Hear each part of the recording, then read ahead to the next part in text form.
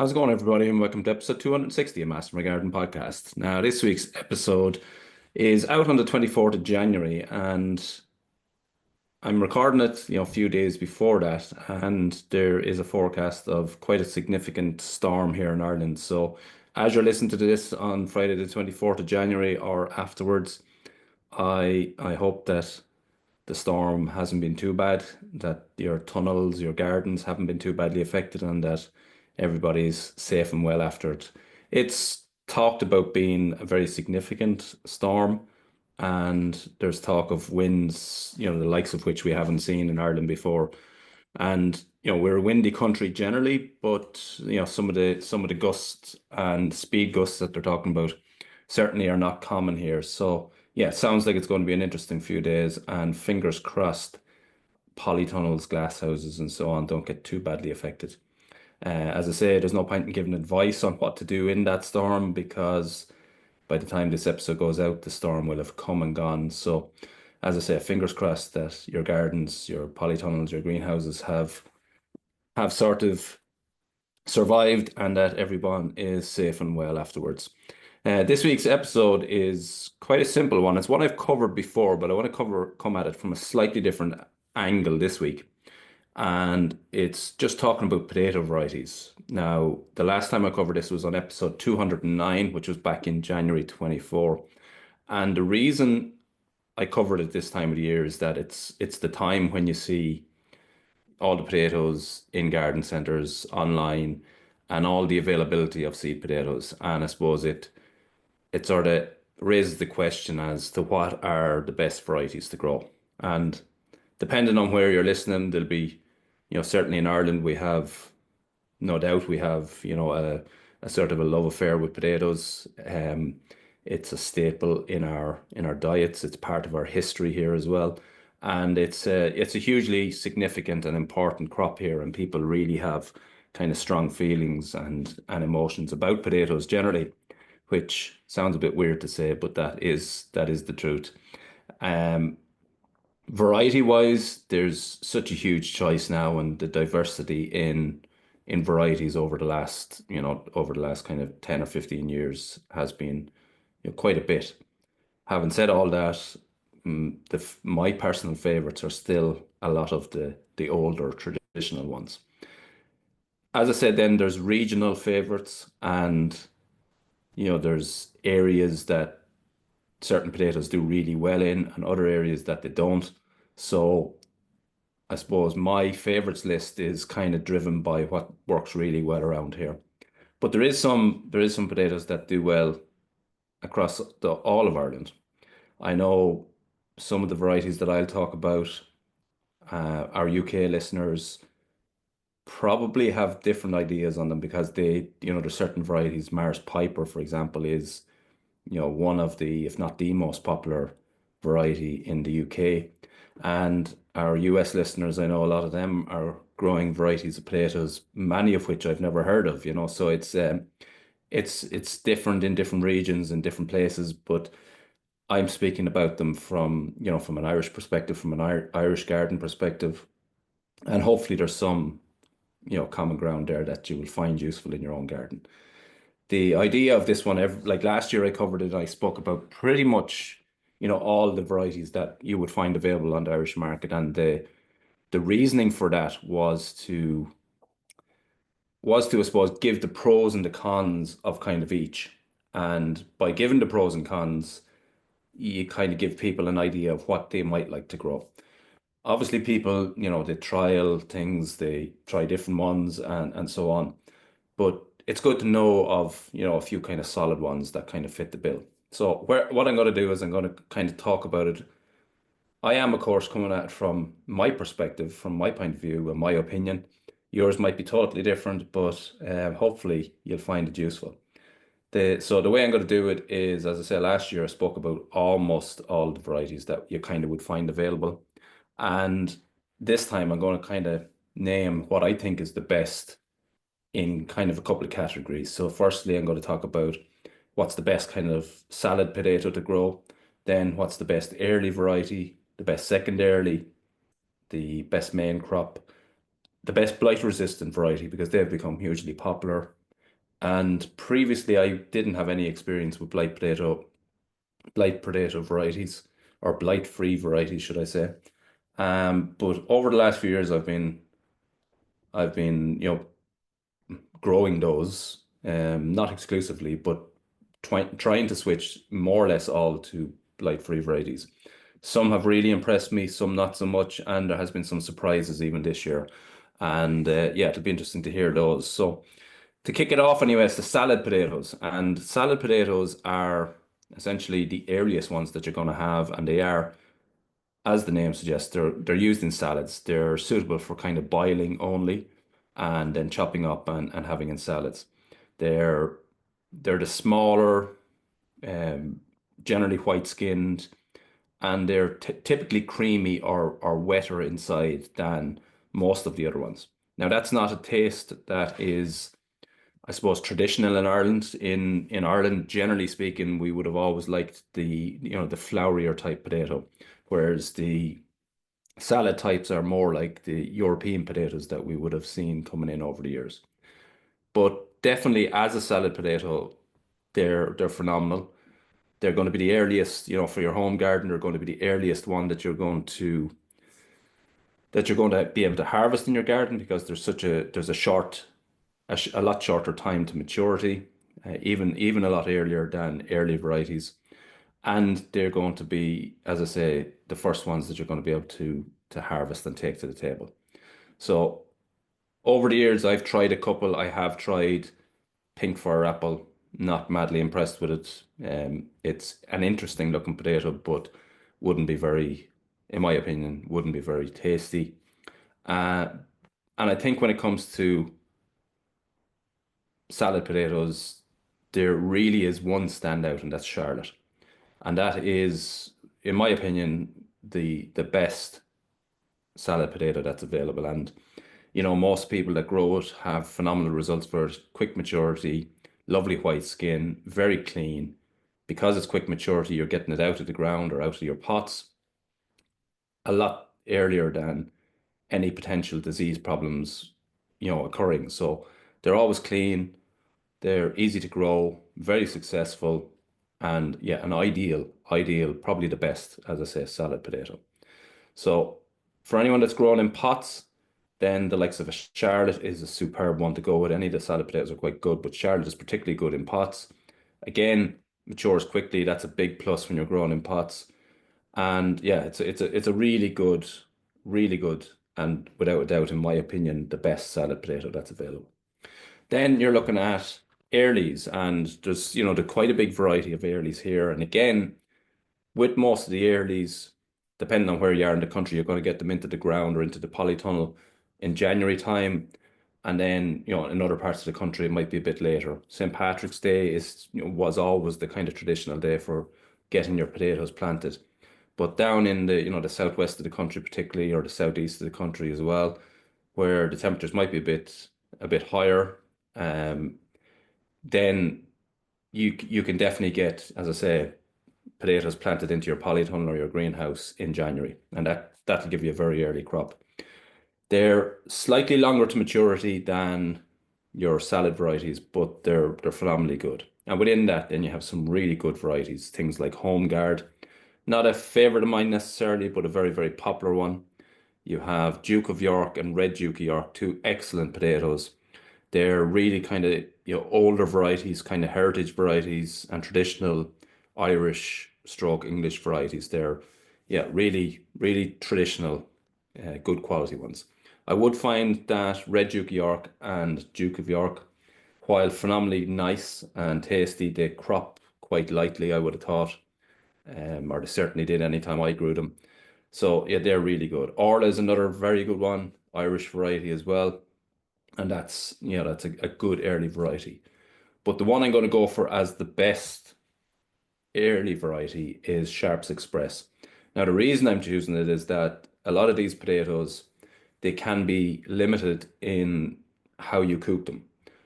But Sharps Express is good to boil, to steam, to bake, to roast, to chip, to mash. So it's good for all forms of potato cooking. And as you know, in Ireland, we like all those forms. So to have the versatility in your early potato is certainly something that's worthwhile.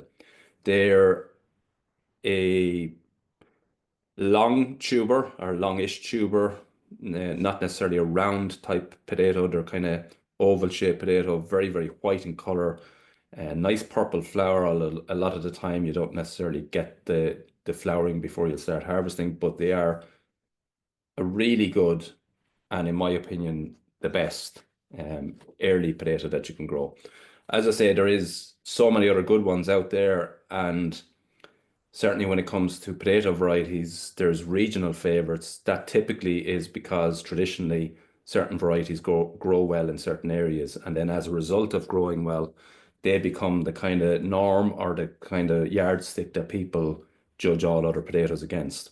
So Sharps Express is one though that kind of is popular everywhere and grows well everywhere. So that's a really good and, as I say, in my opinion, the best early potato that you can have. When it comes to second earlies, there's a smaller choice of varieties here, but even if there was a big choice, this this kind of debate or this one is it's a foregone conclusion.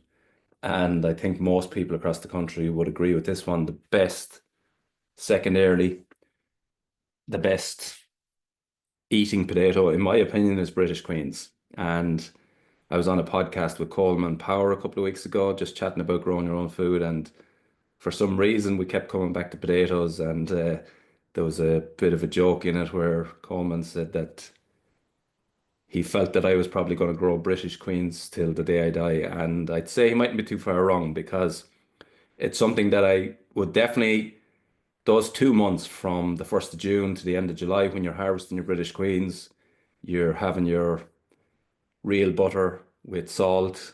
And yeah, that is something that's just phenomenal. And it's it's a taste that cannot be beaten by anything else. Now, British Queens, I've always grown.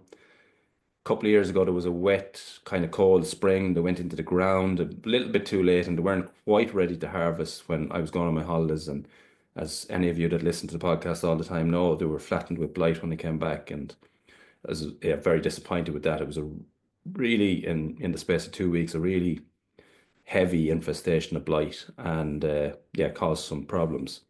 And as a result of that, I started growing some blight-free varieties as well for the later cropping.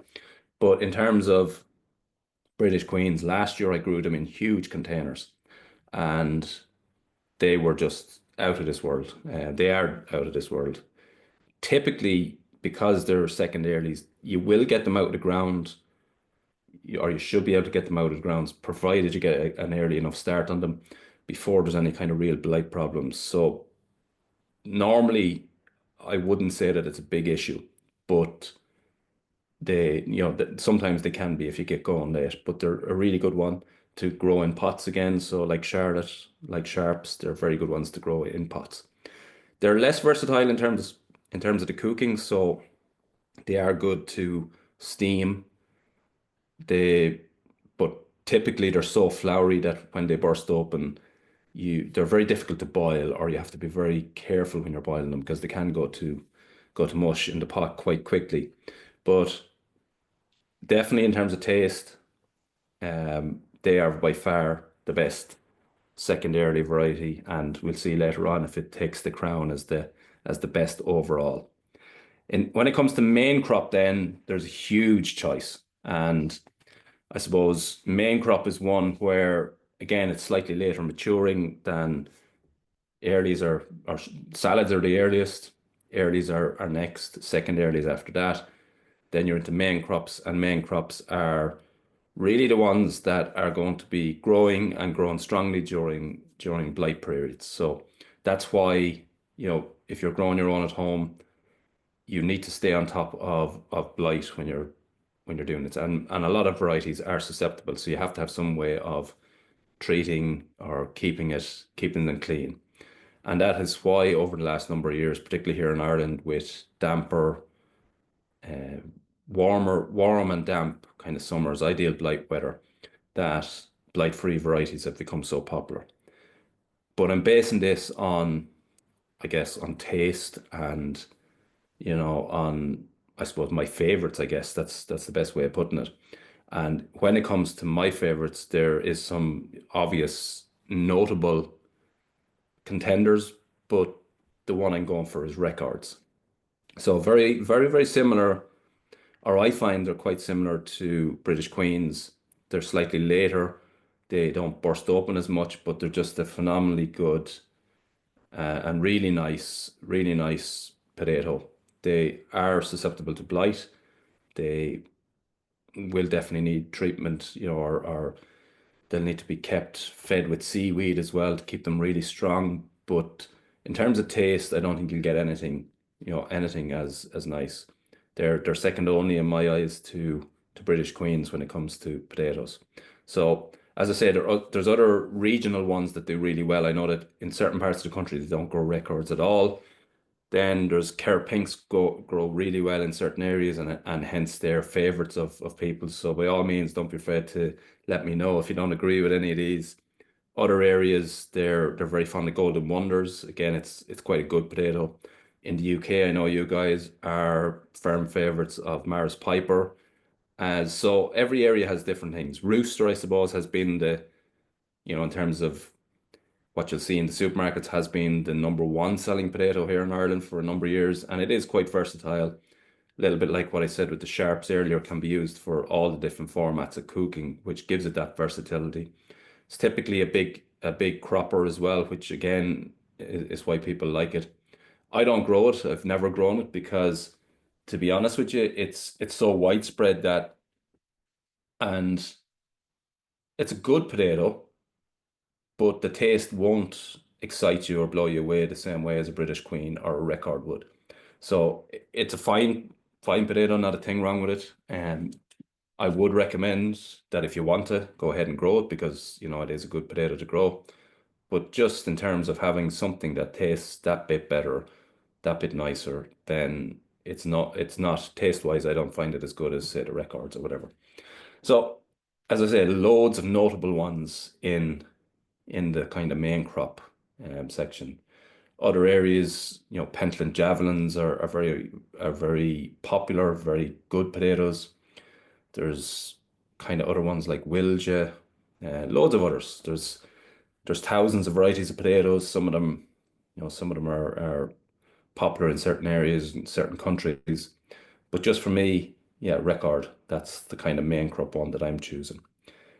Then when it comes to the best blight-free varieties, and as I said a couple of years ago, I had no experience with blight-free varieties at all, but I have grown them now for the last few years, and I suppose over time, you get to see sort of the proper results of it. I had immense slug problems the first year, second year, not so bad, and this year has been good. So little to no, a small bit of slug damage again on Alouette, which leads me to believe that is potentially just susceptible to it. Very, very good variety, very nice potato. Looks a little bit like a rooster, only slightly darker and maybe not quite as big in terms of physical size. And that's a really good potato, but it is a second early, so it's quite an early variety. Definitely has full blight resistance and grows well, crops well. Very little wrong I can say with it, but it does seem to have when I'm growing it here, it seems to be a little bit vulnerable to slug damage. And as an example of that, this year I had in a raised bed, I had a full drill of Alouette down one side. Down the center, I had Sarpo Axona, and down the other side, I had Vitabella.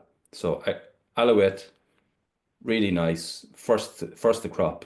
It's a second early, but it was the first to crop of the outdoor varieties. Really good potatoes, good size, but again, a bit of slug damage on them. On the opposite side, Vitabella, beautiful potato, really white potato, nice and clean, no slug damage really on them, and that's in the same bed as the Alouettes that were getting slug damage. So again, you can see why I'm thinking Alouette is susceptible to slugs.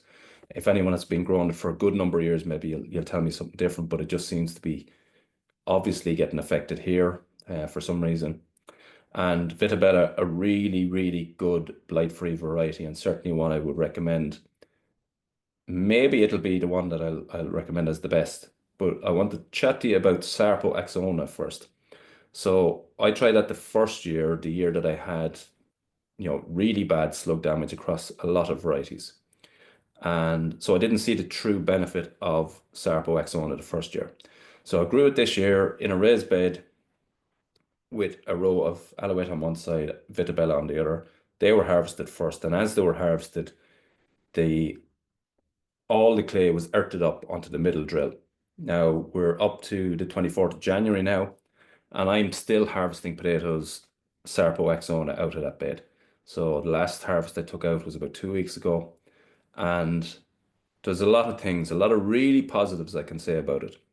The first thing was that all of the Sarpos back over the years would have been seen to be, the perception was that they were quite waxy or watery, which again, as I say, it's not the type of potato that that we really like here in this country. But I remember a number of years ago when I was speaking to Klaus Leitenberger for an episode of this podcast, Klaus said that they're actually really good varieties, but the problem is people take them out of the ground too early, that when they're left in the ground, the the potato essentially dries and you end up with a really dry, floury potato, which I was surprised to hear. So anyway, second year growing Axona last year was a problem with slugs. This year have left it in the ground, and only today, within the last hour, I've had Sarpo Axona for dinner, and I can confirm that what Klaus said is 100% right. So they're really big potatoes. Some of them were phenomenally big. I must weigh, there's some of them that are like 30 centimeters long. They're huge, phenomenally big. It's hard to even believe how big some of them are, but they are huge. And then there's a big mix in between, but most of them are kind of good size, what you consider to be a big potato. And as I say, some phenomenally big ones within that then as well. No, absolutely no blight issues. The top growth is so strong, like stalks that are kind of, 3, 4 foot long, really vigorous top growth. All of that was taken off a few months ago and completely earthed up, and I've been just harvesting them as required now. It has been really successful. Now, we did have a week of snow, and I haven't harvested any since then, so it'll be interesting to just have a look and see has that affected them in any way. But they're so heavily earthed up that I don't think it will. But the I suppose what I can say is that they are a really, really good potato. They're definitely one that has complete blight resistance. The floweriness, if left in the ground long enough, is definitely there, and it's, as I said, the kind of floweriness that we like.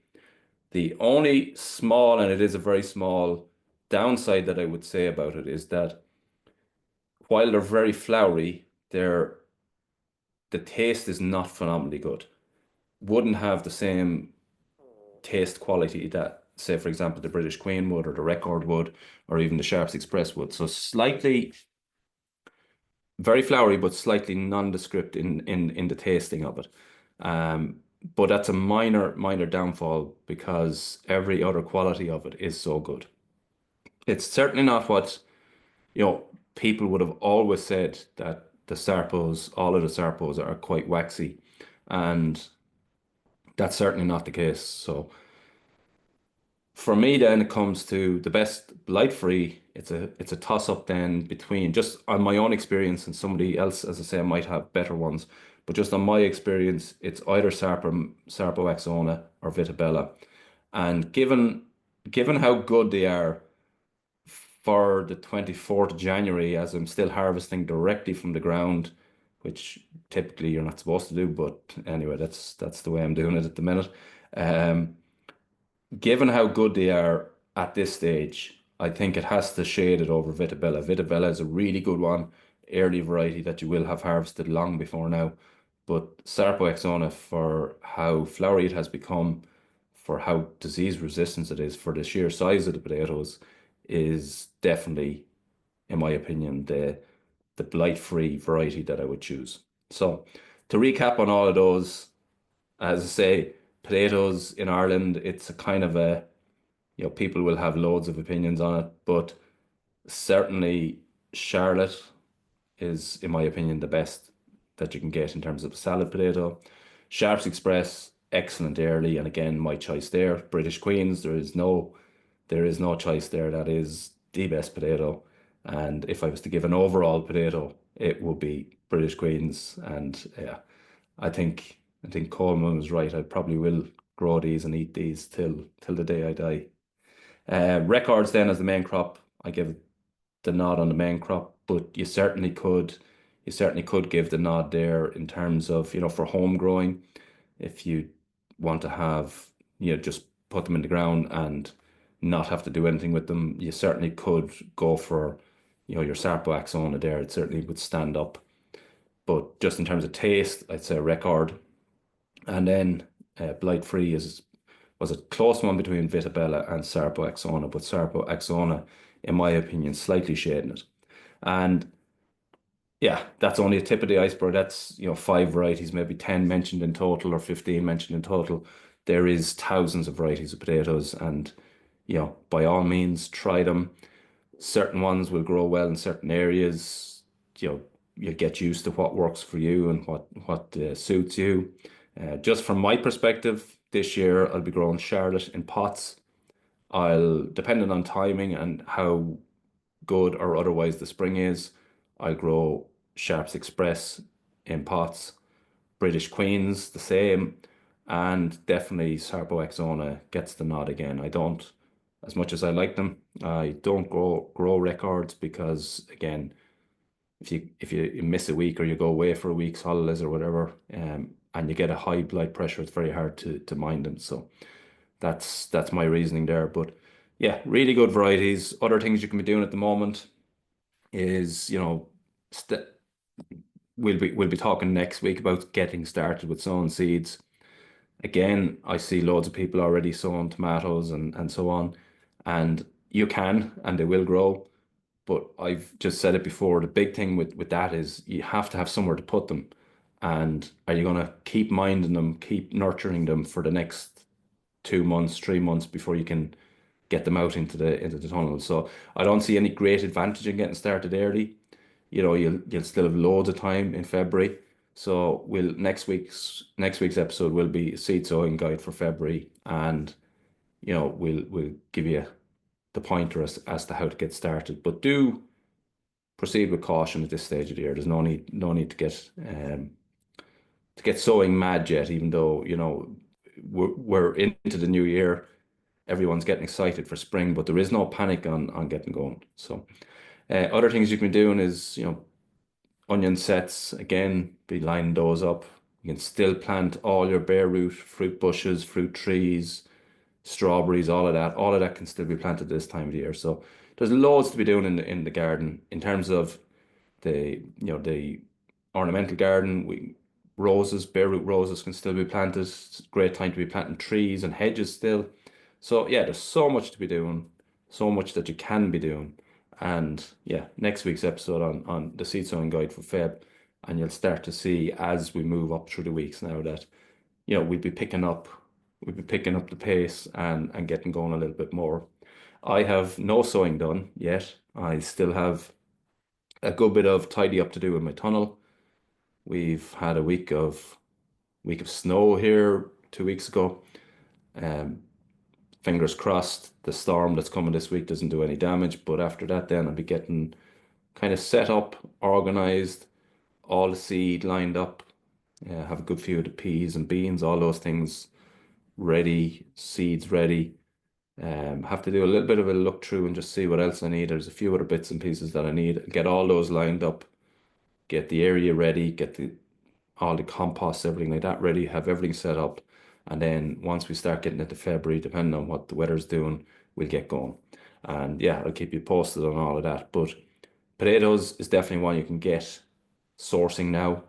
It's important to get them early because certain varieties, do sell out. So if you have your eye on something or you want to get something, just get out, get it early, keep it in a dry, cool place.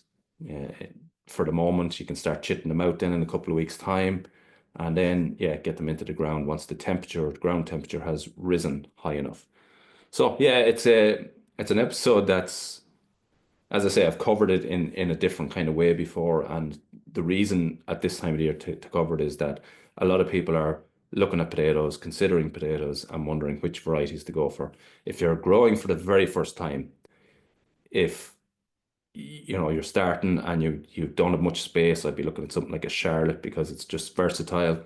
It'll mature quickly. You get it in and out before there's any pressure around blight and so on, and then you can start to graduate then and get more varieties and add more. Um, if space is not an issue, have a go this year, get 3 or 4 varieties. It's a probably one of the most satisfying. If not, it's not in terms of space. You dedicate a lot of space to it for a lot of time for a reasonable return, but not a huge return. But if you're not stuck for space, definitely get grown potatoes because they do taste just so much better. And I'm already dreaming about June time when we can get British Queens with half a pound of Kerrygold on top and some Achill Island sea salt. And yeah, it's the simple things that keep me going. So that's been this week's episode. Get out and start sourcing your seed potatoes. That's been this week's episode. Thanks for listening. And until the next time, happy gardening.